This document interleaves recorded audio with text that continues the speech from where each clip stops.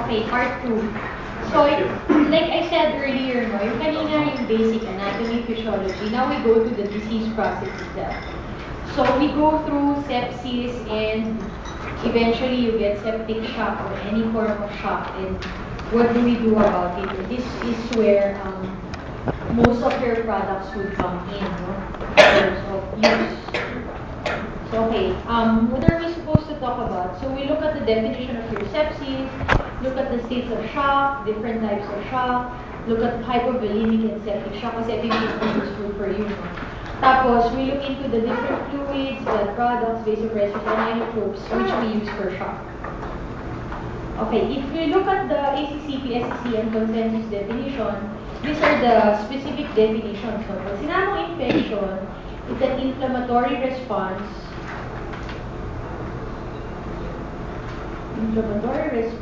to microorganisms, or there is a microorganism that actually invades the normally sterile tissue. Kasi yung tissues naman in the body normally sterile yan. So unless you get a break, that's the time that it gets invaded. So kung SIRS naman, we call SIRS yung systemic inflammatory response syndrome. It's a systemic response to a variety of processes. When you call it sepsis, it's infection plus at least more than 2 of the SIRS criteria. We'll look into those later. Severe sepsis, so may sepsis ka na plus meron ng effects on the organ, so may organ dysfunction. If it's septic shock, you have sepsis plus very low BP or hypotension despite fluid resuscitation. Tapos, yung MODS, yung multiple organ dysfunction syndrome, there's altered organ function in an acutely ill patient, and you cannot maintain your homeostasis. So your homeostasis is the balance within the system without intervening.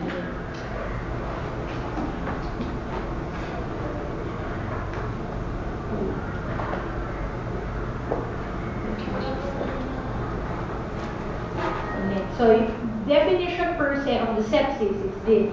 It's a documented or suspected infection with any of the SIRS criteria or one or more of the following. So, have significant edema or positive fluid balance. So, ito yung namamanas. No? Kaya pangit tignan yung itsura ng septic. Kasi you have more than 20 ml per kilo over 24 hours of positive fluid balance. Hyperglycemia, usually, your sugar is up because of stress. It's a stress response of the body. So kahit hindi ka diabetic, hyperglycemic sila. And that's where, yun na, the organisms usually, the pathogenic organisms will also thrive. No? Kasi yun yung gusto ng mga opportunistic infections. They thrive in high glucose setting.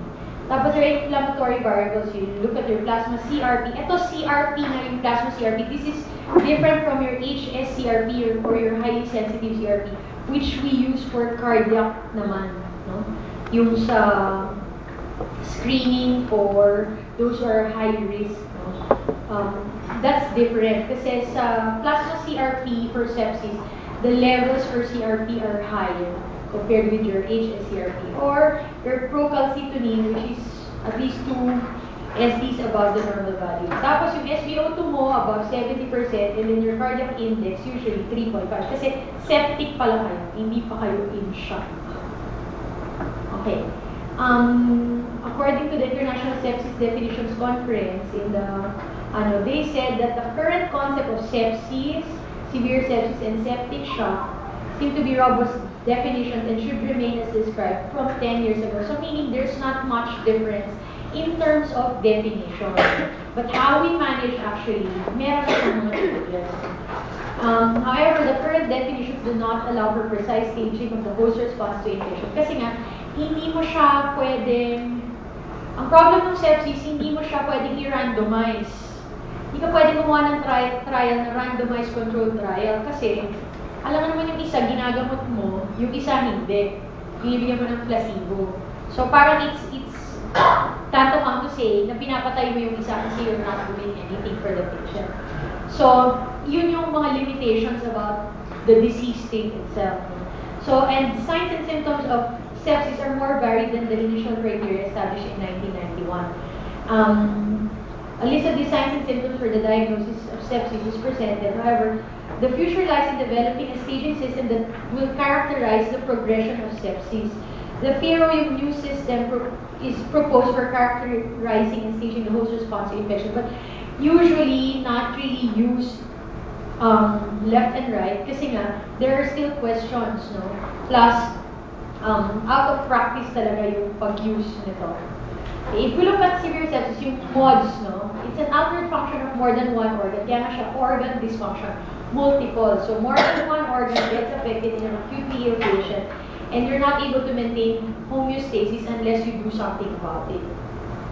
Okay. So how do you identify acute organ dysfunction as a marker of severe sepsis? So number one, pinaka-important kasi sa sepsis, if you're suspecting sepsis is you need early diagnosis, or at least you should suspect as soon as possible. What are the things that, how are the things that they can present with? So altered consciousness, confusion, psychosis. So kung may kasama kayo, tapos pag kinakausap nyo, parang hindi kayo nagkakaintindihan, i-check nyo. Kasi baka mamaya, hindi nyo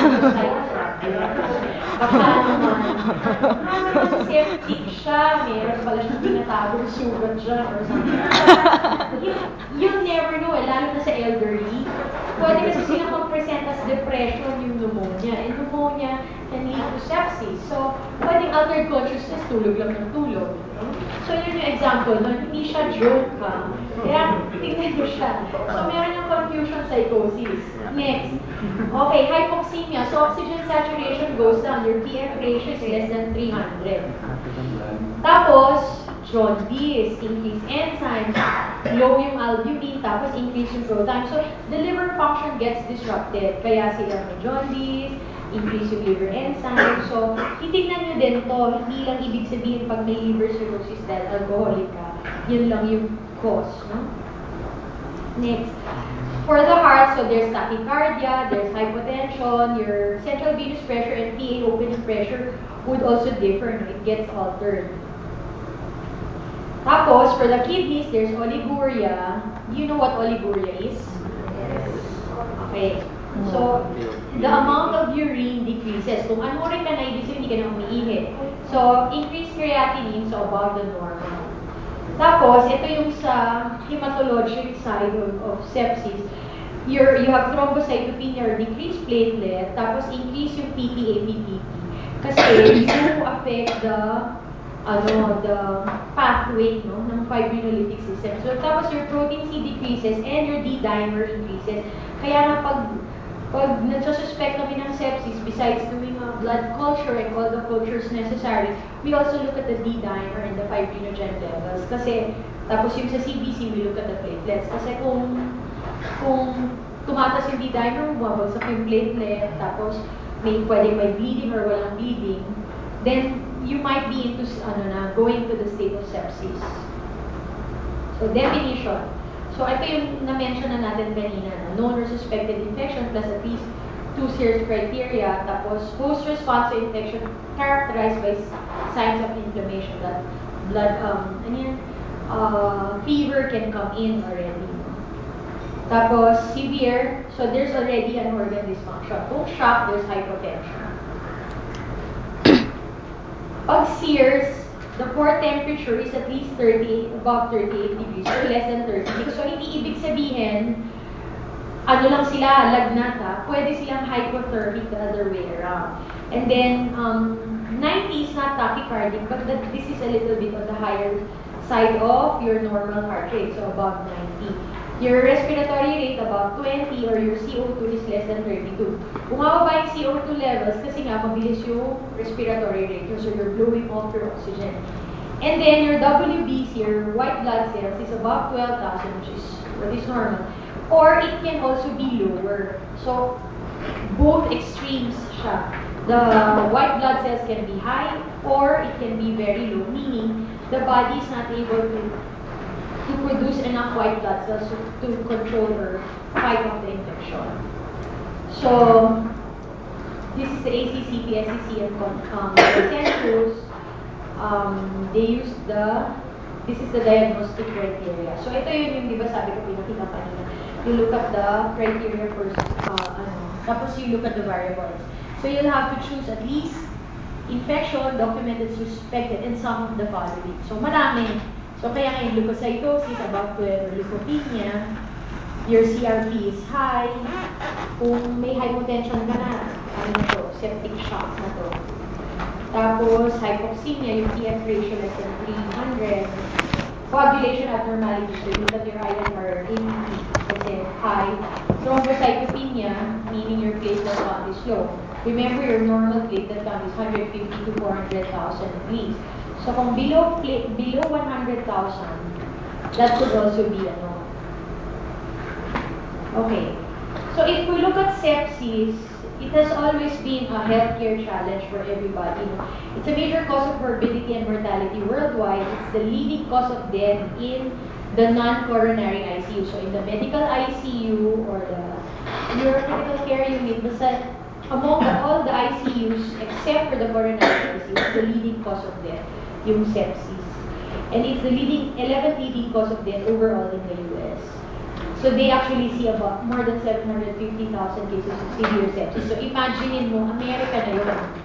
Ganito pa kadami yung nakikita nila. So what more sa Pilipinas? We don't have the statistics for this. But definitely, I'm sure we have more than this. Kasi, I mean, prorated to the population that we have. Kasi most of ours pa nga don't get diagnosed. No? So, marami pa tayong hidden na number in terms of cases. And look at this, more than 500 patients die of severe sepsis daily in the US. Although, pabayarin kasi sila. Hindi lang siya because the healthcare is a problem, but it's also a problem with the people itself.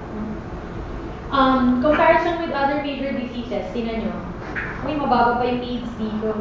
Kasi 2001 pa lang.